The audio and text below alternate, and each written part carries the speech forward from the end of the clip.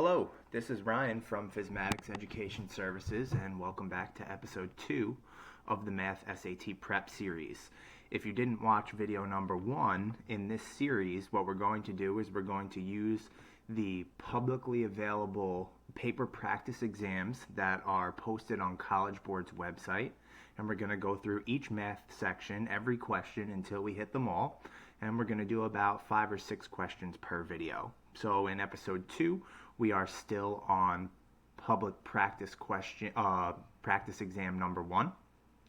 And we're going to be doing questions 7 through, I think I pulled 7 through 11 for today. Yeah, 7 through 11. So the goal is to try and keep these at 15 minutes or less. So with that, let's jump right in. So number 7 says the function f is defined by the equation f of x equals 7x plus 2. What is the value of f of x when x equals 4? So this is another variation of a function notation question. So in the last video, we talked about how to find x if they tell us, okay, f of x is equal to 4. And that means we would be setting the entire function equal to 4, or substituting out the f of x symbol for what they tell us f of x is equal to. But this question is a different variation. This one's a little bit more straightforward. They tell us what the input is. They give us the input x is 4, and they ask us what is the function going to produce as an output when the input is 4. In function notation, I could write that as f of 4. And that basically means I'm going to input 4 everywhere I saw an x in the original function that we are presented. So in this case, we are going to do 7 times 4 plus 2. Okay? And from here, we're just going to do some simple arithmetic, right? 7 times 4 is 28, plus 2 is 30. And I believe this is not a multiple choice question, so on the SAT you would just be writing in 30 and bubbling in a 30 on your bubble sheet. So let's move to question number 8. Let's see what this one's all about. A teacher is creating an assignment worth 70 points. The assignment will consist of questions worth 1 point and questions worth 3 points. Which equation represents this situation where x represents the number of 1-point questions and y represents the number of 3-point questions? So they're asking us to build a linear equation here. They're giving us 2 variables, and normally if students are struggling with a question like this, I would teach using what's called a let statement, but we actually don't even need to write a let statement right now because they give us one, right? They tell us, or they define the variables for us. We're going to let x equal the number of 1-point questions, and we're going to let y equal the number of 3-point questions. We know total, the exam is worth 70 points, and they want us to write an equation that represents this situation, okay?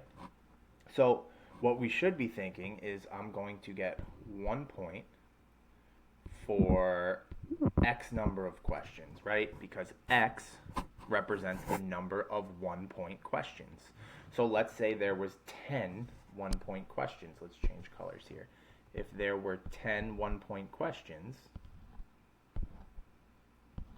then there would be 10 points available, or 1 times 10, for those questions. All right. Well, additionally, the total amount of points available on the test also has to include the 3-point questions. And how many 3-point questions are there? Well, there are y 3-point questions. So let's say, for the sake of it here, that there were also 10 3-point questions, right? 3 times 10. In the example that I wrote out in red, this exam would have a total of 40 points, right? 10 1-point questions, 10 3-point questions, 30 points from the 3-point questions, plus 10 points from the 1-point questions, would be 40 questions total. Now, that's just an illustration to help us kind of visualize what's going on here. This particular question says the total amount of points on the test is 70, right? So I'm going to be looking for the answer choice that is going to relate the number of 1-point questions named X plus the number of 3-point questions named Y, and that should bring me to a total of 70 points. So right down here, answer choice D, I see 1X plus 3Y is equal to 70. Now, you don't ever need to write a coefficient of 1 on a variable. I did it over here. But in most math textbooks and on most math problems, you won't see that coefficient written there. 1 times x is, of course, just x, which is why you see it just written as x over here.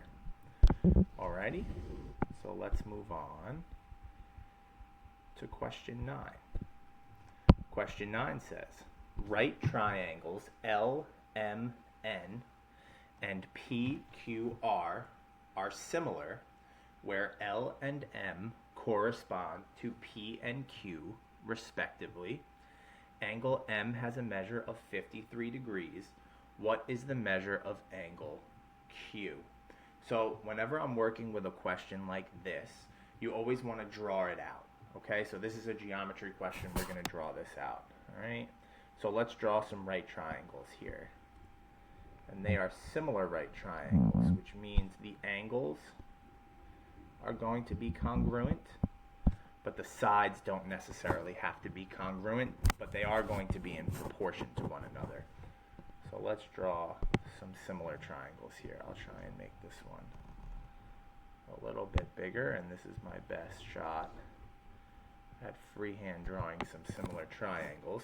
Okay, and we're going to want to label the triangles because they give us labels, right? So let's just call this one L. It doesn't matter which ones you decide to label. L, M, and N. But now we have to follow the directions here because they do tell us that L and M correspond to P and Q respectively. So that means L and M are going to hold similar positions in their triangles to what P and Q are going to occupy in their triangles. So it looks like L and P, right, when it says respectively, right, they mean, okay, the first one we mention over here is going to be in the same position as the first one we mention over here. Okay, so L and P are going to be in the same relative position on their triangles. And it says M and Q are going to be in the same relative position on their triangles. So Q is down here, and that leaves R to be in the same position as N. Okay? And they tell us angle M, this angle right in here, is going to be 53 degrees. And then they ask us, what is going to be the measure of angle Q? Well, this relies on you knowing the definition of similar triangles. Similar triangles, the corresponding angles are going to be congruent. The sides don't necessarily have to be congruent, but the angles do. So if angle M is 53 degrees, then angle Q has to be 53 degrees. 2 more, almost there.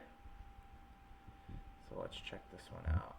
Let's see if we can't get rid of this stuff over here, and we'll keep cruising.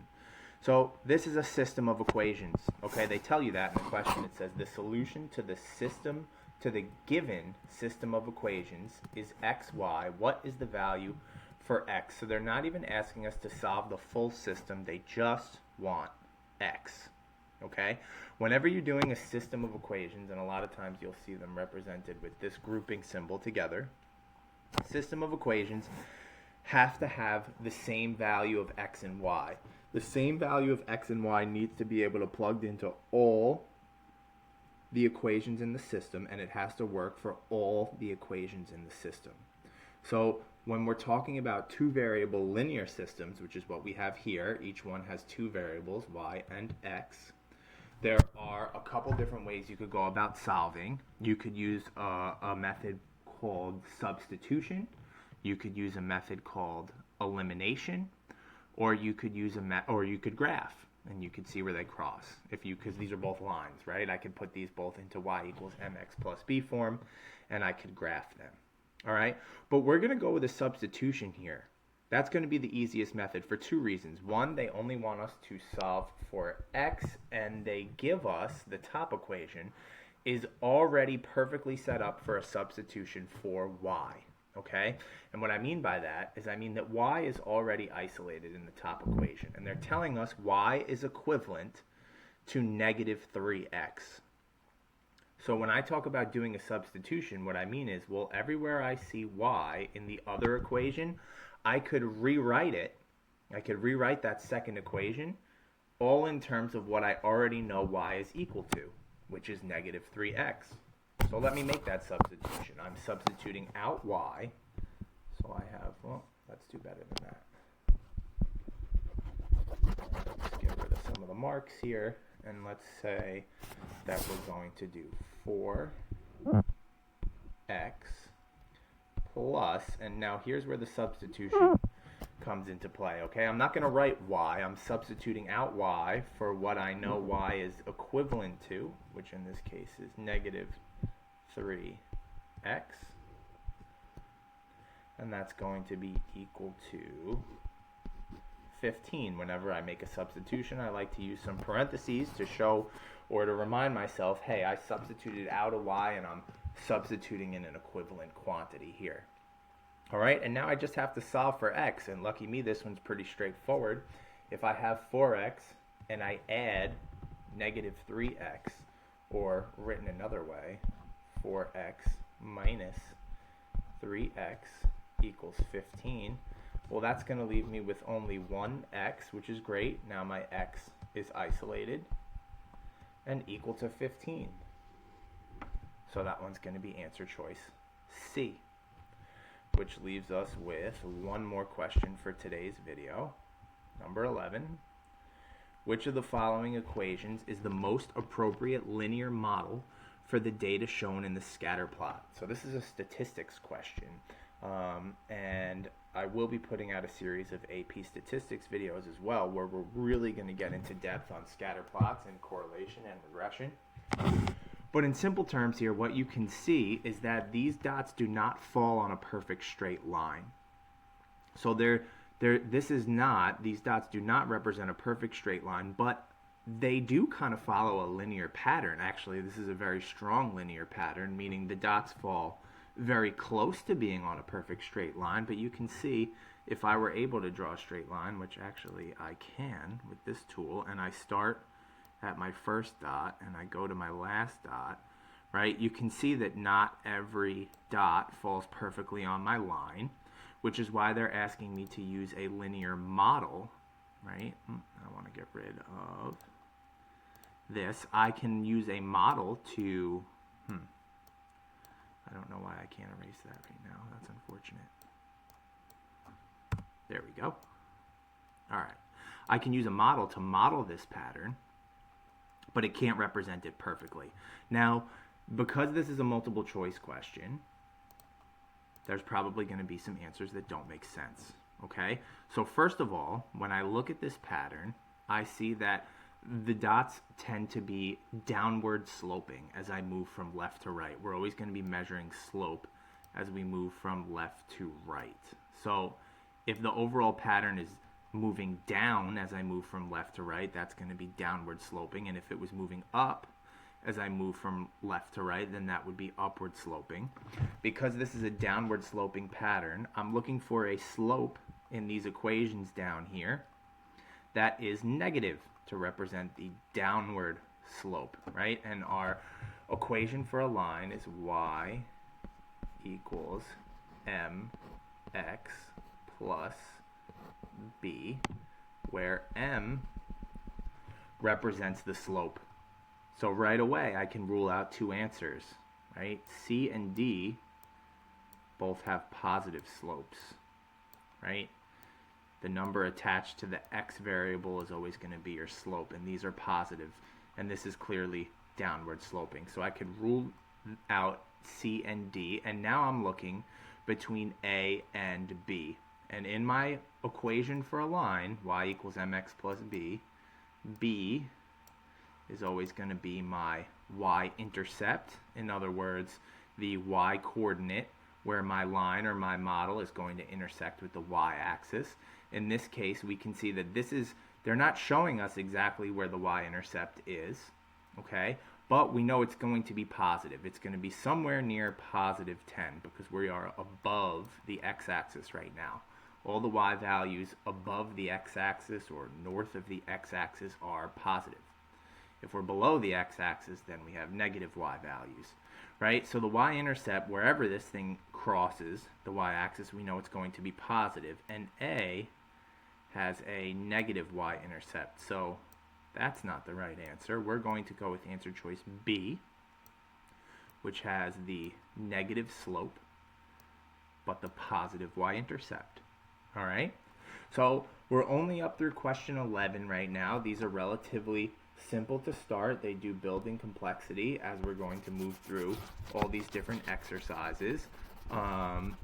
If you enjoyed the video but you want to practice more, you could always book a one-on-one session with me at physmatics.com. My website is linked in the bio for this YouTube channel, and you could submit a request for a consultation and I will be in touch as soon as possible. Or you could just keep watching more videos. All right, see you guys next time.